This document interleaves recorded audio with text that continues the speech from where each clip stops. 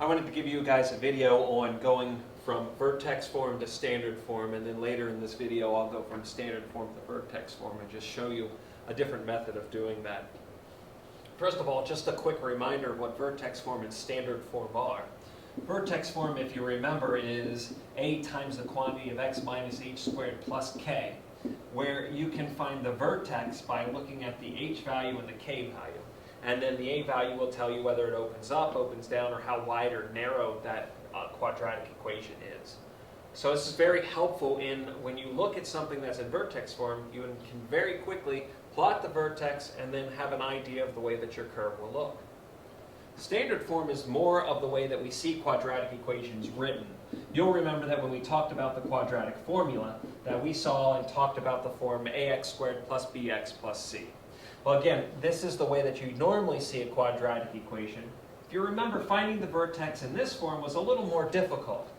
We had to take the opposite of b minus 2a, and that would give us the x value to the vertex. And then we plug that back into our original function to figure out what the y value of that vertex is.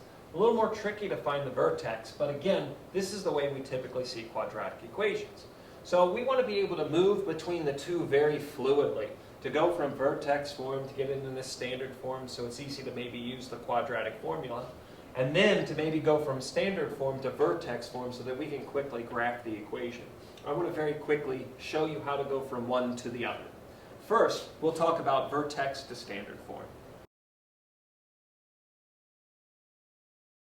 The first problem I'd like to take a look at is y equals the quantity of x minus 3 squared minus 7.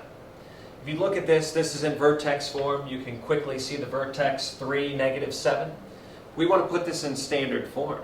To do that, you simply follow the order of operations and simplify the expression. So if you remember what that is, I do the parentheses, what's inside the parentheses. But x minus 3, there's nothing we can do inside the parentheses here. So we go to the next thing, exponents. Okay, so I take this exponent. And that means I'm going to take this quantity here and I'm going to square it. Now remember what that means. That means that I need to take x minus 3 and multiply by itself. Don't lose track of the minus 7, I just brought that straight down. Now we FOIL that out, we multiply that out. If you get really good at it and you know your shortcut, you'll be able to do that really quickly and get x squared minus 6x plus 9 after you multiply x minus 3 times x minus 3. Again, don't lose track of that minus 7. It's part of the problem. So I've done parentheses, which I couldn't do anything. I've done exponents. There's no multiplication to deal with here, so I don't have to worry about that. So the last thing I do is I combine my like terms and get this addition and subtraction together. So y equals x squared minus 6x plus 2 is the standard form equivalent of x minus 3, that quantity, squared minus 7. These two are the exact same equation in two different forms. Next problem I'd like to take a look at. Y equals negative 2 times the quantity of x plus 1, that quantity squared, plus 4. Same process. We'll take care of this exponent first.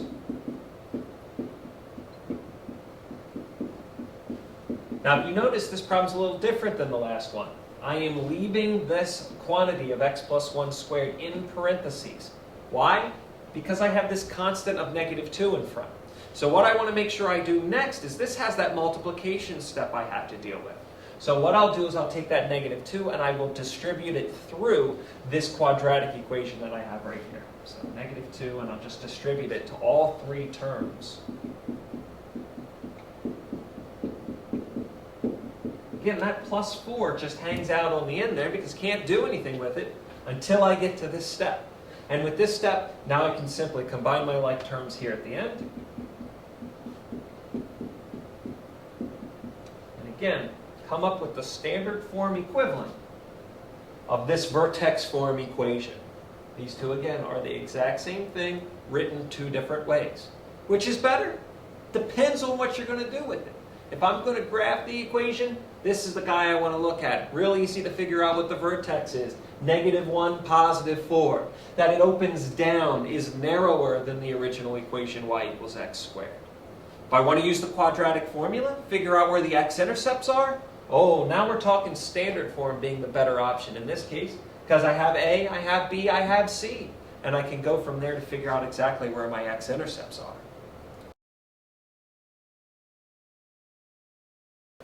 To go from standard form to vertex form, the big idea that I want to use is something that we've already talked about, completing the square. So that's going to be really the cornerstone for being able to go from standard form to vertex form and doing it correctly and efficiently. So if you look at this problem right here, y equals x squared plus 6x plus 1. What we're going to do is we're going to try to complete the square root. So if you look at this plus 1, right now, that was the big issue that we had when we were solving completing the square before. So we're still going to take this constant and move the plus 1 over to the other side of the equation like I had shown you before.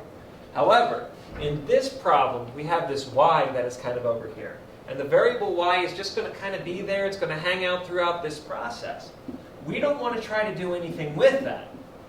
It still needs to be there. So I'll simply subtract 1 from both sides, and on the left-hand side of this equation, I have y minus 1.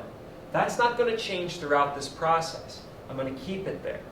What I'll do is I'll complete the square with what's on the right side of this equation. So, let's see here. I like this big box because I like to figure out what's in the box. If you remember how to do that from completing the square, you took this middle term and you divided it by 2. So 6 divided by 2 is 3. So therefore, what's in the box? 3 squared goes in the box. So 3 squared is 9. Again, depending on what you're going to do with it, you might want to use the two forms interchangeably. On the left-hand side of my equation, I'll combine my like terms, so negative 1 plus 9. And I'll get positive 8, so y plus 8. And on the right-hand side, I've completed the square, successfully figured out what that b value is. Remember, a squared plus 2ab plus b squared. So I know my b value is 3. So that gives me the ability to take this and rewrite it as x plus 3, that quantity squared. That's that shortcut rule if you remember from completing the square. One step to go, because this form equation right now is not in a form for vertex form. Vertex form is y equals. I got y plus 8. So I'm going to move this plus 8 over to the other side by subtracting 8 from both sides. So the vertex form for my standard form equation, y equals x squared plus 6x plus 1, is the quantity of x plus 3 squared minus 8. Again, which is better? Depends on what you're going to do with it. But this is pretty easy to figure out where the vertex is. This one I had to do a little bit more work. Let me show you another problem. Y equals 2x squared minus 6x minus 4. We're going to take a look at what to do when I have an a value that is not equal to 1. In this problem, a value is equal to 1. In this problem, a value is not equal to 1. So we're going to still kind of move things the way we did when we completed the square before. So we're going to move this 4. We're going to move this 2. This y creates just a little bit of a problem for us, but let me show you. It's actually not too bad to deal with. I'll take this. Now to get rid of that 2, I've got to divide everything by 2. I have to do this before. So on the right side, the 2 divided by 2, that's x squared. The negative 6 divided by 2 is the minus 3. It's negative 3. Okay. Then on the right side, I got this fraction I have to deal with. Now you have two options. You can either live with the fraction the way it is, or I like to actually go ahead and write that as 1/2 y plus 2. Okay. Now we're going to complete the square. So 1/2 y plus 2 plus, what's in the box? Equals x squared minus 3x plus, again, what's in the box? So, again, the process I go through is exactly the same. I take my b value and I divide it by 2. So negative 3 divided by 2. Okay, so negative 3 divided by 2. Well, I'm not going to try to figure out what that is. Instead, I'll just keep it as the fraction. Negative 3 divided by 2, and that's that squared. So on that side, I got the negative 3 over 2 squared. On this side, I'm going to write 9/4, because that's just a much better form to deal with. Oh, gross. 2 plus 9/4. Okay, so I remember that 2 is 8/4, written a different way. So then I really have 8/4 plus 9/4, which is 17/4. Ooh, that's okay though. Doesn't really matter what happens on the left-hand side. The easy part over here is to now complete the square. So I know what a is, minus 2ab plus the b squared. There's the b, so I have minus 3/2 x, or 3/2 that quantity squared. Keep going a little bit further. 1/2 y. I'll subtract the 17/4 from both sides.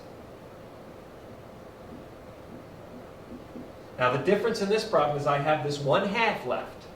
So what I'm going to do is I'm going to take and undo the multiplication by 1/2. There's two ways to do that. The easiest way, I'll multiply both sides by 2, and I'll get to my final answer. So y equals 2, the quantity of x minus 3/2 squared. Ooh, minus 17/4 times 2. That's actually not bad. That's 17/2.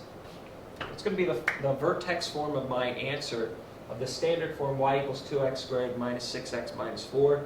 This is the vertex form of that same problem.